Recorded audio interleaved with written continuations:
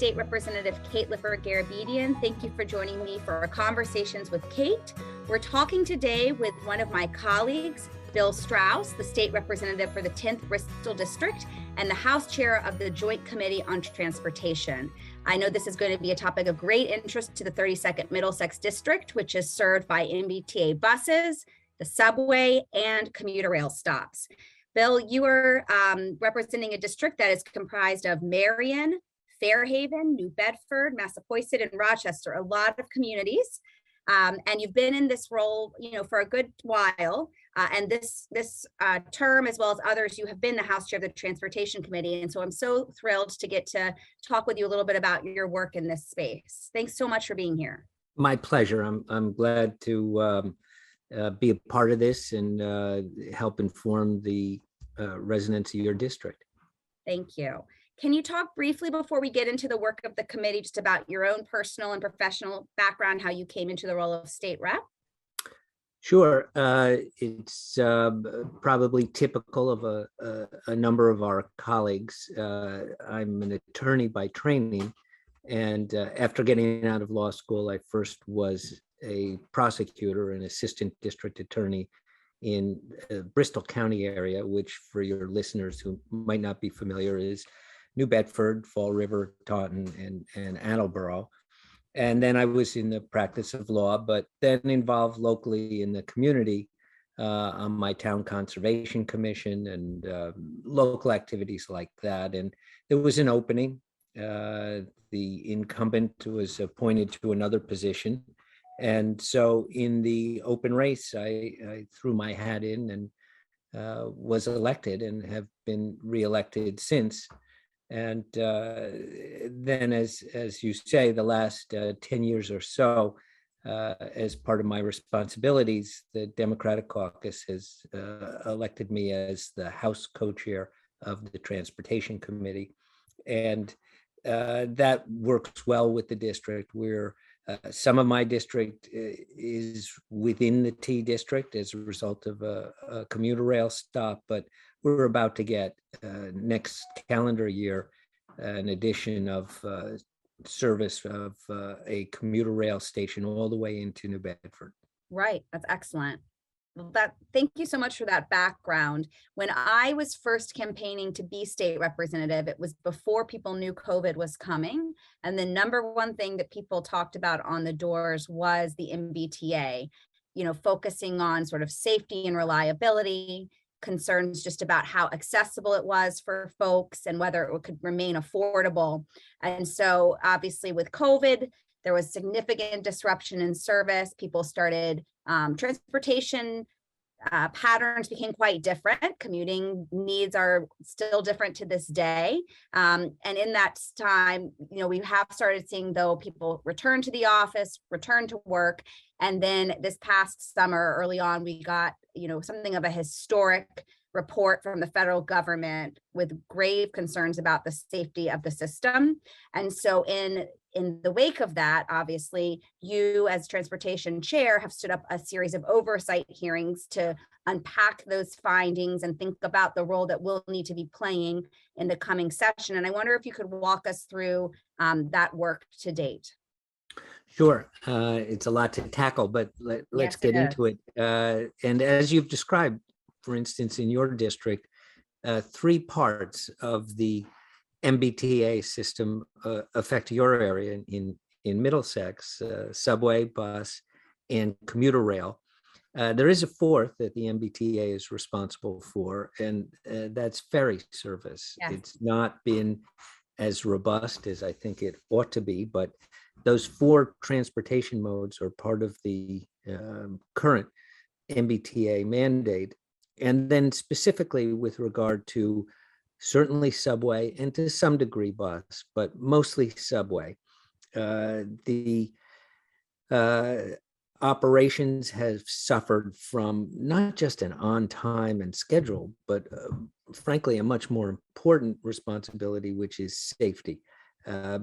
It doesn't matter anything, or nothing else really matters in the expectation and confidence that members of the public have when they enter a subway or a bus. as to beyond whether that's going to be a safe ride, and the tragedies that we've had and the near misses, but substantial injury causing events seem to cascade during the last year. And so as a result, the Speaker of the House and the Senate President asked myself and my Senate co-chair, Senator Crichton from Lynn, to use our committee resources to conduct oversight hearings and a review of the safety issues. Now, some people might ask, well, isn't that being done by the federal government, the Federal Transit Administration? And it is in part under their review as to the subways and buses. But to the extent, as I said, that the T has a broader responsibility, commuter rail and ferries are outside the FTA jurisdiction. So when we look at the entity we call the T, the safety focus is a broader one that requires us to be involved. And then ultimately, in terms of any fixes, corrections, solutions, or changes at the T, it's not going to be the FTA that provides the financial resources or the future oversight, although on a daily basis, we shouldn't kid ourselves. They're really running the T subway system now. They don't like to say so. They won't admit it. But everything that happens every day right now is being closely monitored by federal officials. Right. And it's only a fiction if we don't acknowledge that. But ultimately, it's the legislature and our next governor who are going to be responsible for corrections. So we have another hearing coming up Tuesday of next week. Will that be the third? Well, I'm not sure when this airs, but so. Well, true. Of your series, how many have you done to date? So we've done 2 hearings to date. This will be on the 25th of October. And we have a single witness, but a very important one. Former U.S. Transportation Secretary Raymond LaHood is coming in. He still lives in Illinois, but he has a particular expertise because 3 years ago in 2019, the MBTA Control Board had retained him and some others on his staff. He's retired as secretary, of course. He was secretary under President Obama, but to look at the safety issues of the T, and they issued what we describe in shorthand as the LaHood report. And so he has obviously a familiarity with his report. He has now a familiarity with the FTA report. And I think what's needed now, and I look forward to his presentation next Tuesday, are some of the what I would call forward-looking solution ideas to this safety issue. Certainly we have, and the reports are available, the identification of safety failures, management failures at the T over the last several years. But we do have a responsibility to come up with solutions that the legislature can take on likely next term. And so that's the focus. We may have a further hearing or two, but we look to conclude our work with a report by the end of the calendar year, which, as you know, is the end of our legislative sessions. Yes, that's great. And as you're familiar, but people listening may not be, the Telecommunications, Utility, and Energy Committee, on which I am a member, also recently did an oversight hearing on this issue around safety, because the Department of Public Utilities currently is tasked with being a safety oversight committee, or rather entity for the MBTA. And the question is whether that should continue or if something the legislature may explore and work on in the coming session is revisiting sort of the organizational chart and who's keeping an eye on things like safety. So a number of different obviously transportation intersects with a number of different committees, and I was really pleased to get to sit in on that particular committee hearing. But of course, any member of the public could come to any of these legislative hearings, and they're recorded so that you can watch them at your own leisure and convenience as well. Yes, and thank you for the work of the committee that you sit on as part of that. And I have a couple of thoughts. Federal law requires that every state designate a safety oversight department or agency. And with regard to our state's Department of Public Utilities, it's within their statute that they have safety responsibility over the T. It's for whatever the reason, and I'll leave that for the moment, they have not done an adequate job. So I think most of us, either in the legislature or in the public, think of the DPU as involving utility, energy type involvement in activities. So there's no question that there's going to be a change in oversight, but to the extent that we focus on that, let's remember, I don't want anyone to be distracted from the reason we're having this discussion, which is the T's own operations have failed us from a safety standpoint and an operational standpoint. And so, frankly, if the T were running well, no one would care whether the DPU had been doing its job or not, because they would have been in something of the role of the Maytag repairman, where happily no one was calling them. So the DPU is going to be probably the easier fix going forward than what the T looks like. And so I have intentionally pushed people since mid-July to think about the MBTA and whether we ask too much of it, and whether as part of this going forward, we should focus on who has the operational responsibility as opposed to the capital or construction company responsibilities of T operations. And by that, I mean, we shouldn't confuse, in my view, the MBTA as an organization or an entity with its mission and its purpose. Its mission and purpose are the most important thing to focus on. And for that, it is the safe, reliable, and predictable delivery of people for school, work, recreation, and whatever, to get from here to there and back home at the end of the day. And how we perform that task is what's important, as opposed to whether the T as an entity or organization survives. Now, I know there are some, and I call them the status quo crowd, who can't imagine a world without the MBTA as an entity. Its history goes back over 100 years, and it's has to do with the way in which private companies originally delivered these transportation or trolley services and bus services, and it was taken over piece by piece by the state government. That shouldn't bind us to looking ahead to getting the best system delivery now. And so things that the T is currently responsible for, I frankly think it doesn't need to continue to be responsible for. Major capital projects is the most obvious one that the MBTA should not be doing.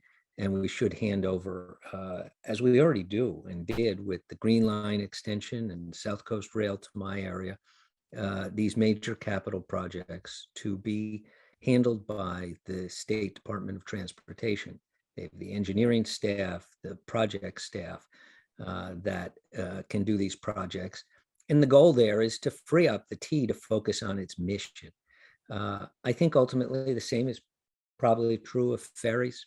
There's no one really of a ferry expertise, and it's our water transportation network is not in any way what it should be, either out of Boston heading to the north or heading to the south. And so ultimately, I think that's one of the corrections or fixes you're likely to see from the committee.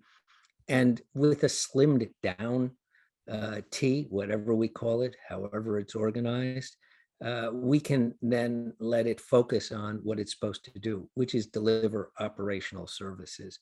And these are problems that both reports, the FTA report this summer and the LaHood report from 3 years ago in December 2019, identified. Mm. Too many staff are performing the same functions of capital and operations, and that has been clearly a safety problem, clearly an operations problem. We've had 6 runaway trains in the subway system in the last 18 months. That's just beyond unacceptable. Sure.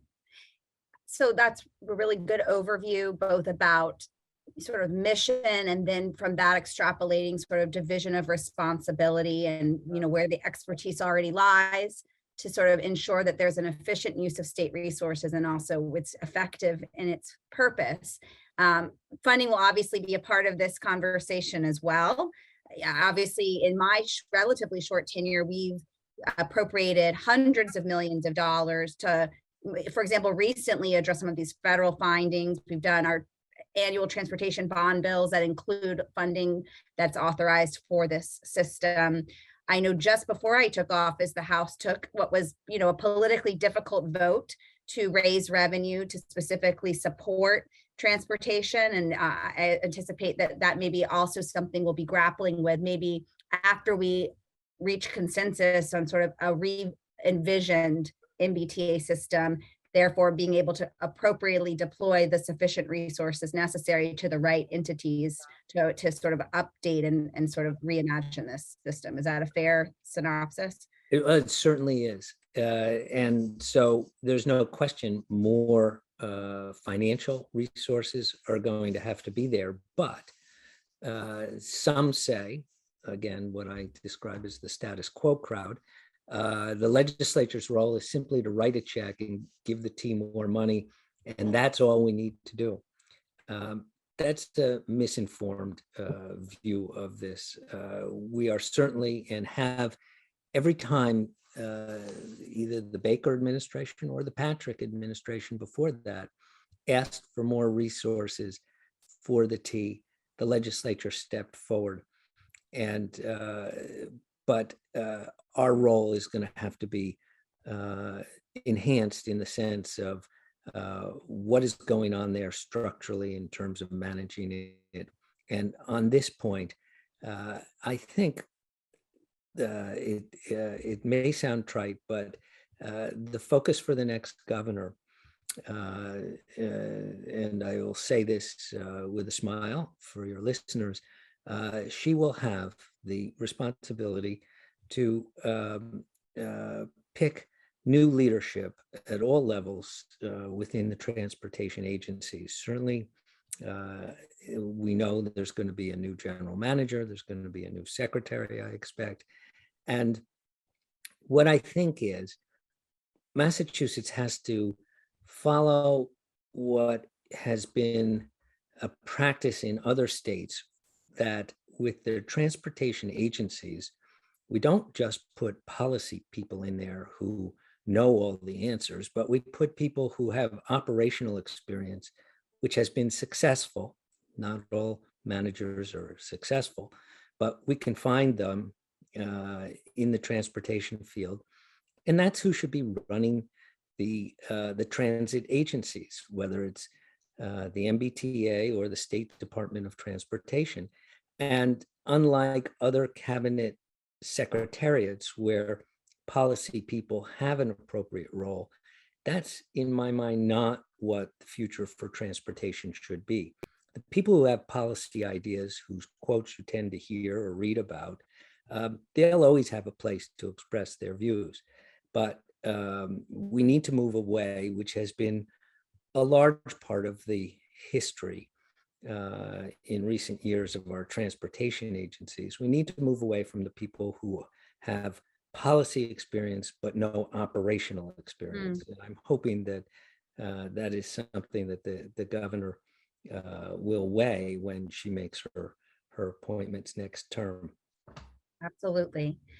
So before we end, obviously, this has been a major component of your portfolio as transportation chair and a really necessary one over many sessions. Of course, it's a big committee. You do a lot more than just MBTA. Is there anything you'd want to raise up or highlight, particularly out of this last session that you all worked on, or anything you'd want to continue to tee up for next session?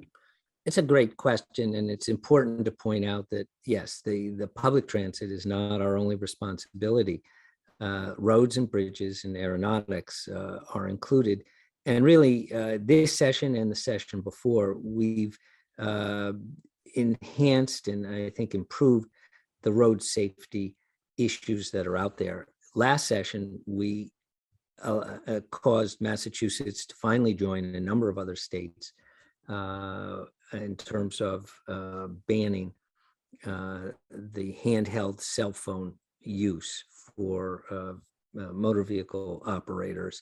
And although we all see people who violate that statute, the roads are safer as a result of that. We passed two different road safety pieces of legislation this year. One, we're going back and forth on a slight issue that the governor has sent back to us, but still have time to Good to complete hear. in this session. Yep. And that'll include things like truck safety guards when that people don't, tragically, as has happened, get swept under a truck when it makes a sweeping turn on roads, and they might be a pedestrian or a bicycle rider. We've also enhanced the classifications for electronic or e-bikes, Right. and where they are appropriate and where they don't belong. So that was an important piece of legislation as well. I And know my some of my constituents and advocates will be glad to hear that with the governor returning that with some amendments, you still feel pretty confident we can get to the finish line on at least some components of that legislation. absolutely. Good. The governor identified just two pieces. One, what would be and I'll get right into the weeds, the safe driving, traveling distance for vehicles behind bicycles or pedestrians. Right. We have an agreement already worked out on that one. And the second one is the way in which local municipalities can classify without bureaucratic involvement of the Mass Department of Transportation, Yes. resetting to slower speed limits on local roads. And that's something I've always heard from municipal officials, that they know these local roads best and want some more flexibility in changing those speed limits. I have every confidence the Senate and the House, we're on the same page. We're just really down to exchanging language. So that road safety bill, I am very, very confident will Great. become law. Good. Well, that's great. I want to respect everyone's time who's listening, and yours as well, given how much you have going on. I want to thank you so much for giving us some insight into the work that's underway with respect to the MBTA oversight hearings that are continuing, and then a report by the end of the session, with a lot of work teed up for January and into the new year. Thank you for working on that. I'll get you out of here on a lighter note. You've been quite busy. Obviously, we've heard a lot about that, both with committee work, election, re-election work. Any fun personal plans you're looking forward to toward the end of the year, maybe? Well, yes, we're expecting an additional grandchild quite shortly. So that's always on our mind. So that would be number two. And our grown-up daughter lives out west on the West Coast, and we plan to join her for Thanksgiving week, because sometimes she can't make it east in time for Thanksgiving. So we're going to take Thanksgiving west. Lovely. So those will be highlights soon after November 8th. But I also want to thank you for your work in the relatively short time you've been here. You've been a valuable resource. I am still in touch with, I hear from the mayor from Yes, time to time for his needs, frankly, MBTA related calls. So sure. I know he's still active on those things, but you've become a quick resource and contributor to the work we do. And it should be important for listeners to know, although, as you say, you're on the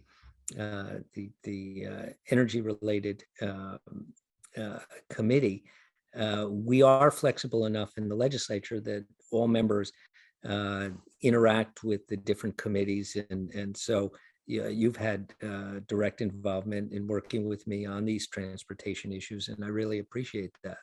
Well, thank you very much, Chair Strauss. Great to be working with you and learning from you. Looking forward to another session, which will be a really important session for transportation related issues. Glad that you'll be in a leadership position on them. Thanks everyone for listening to this Conversations with Kate. Be well.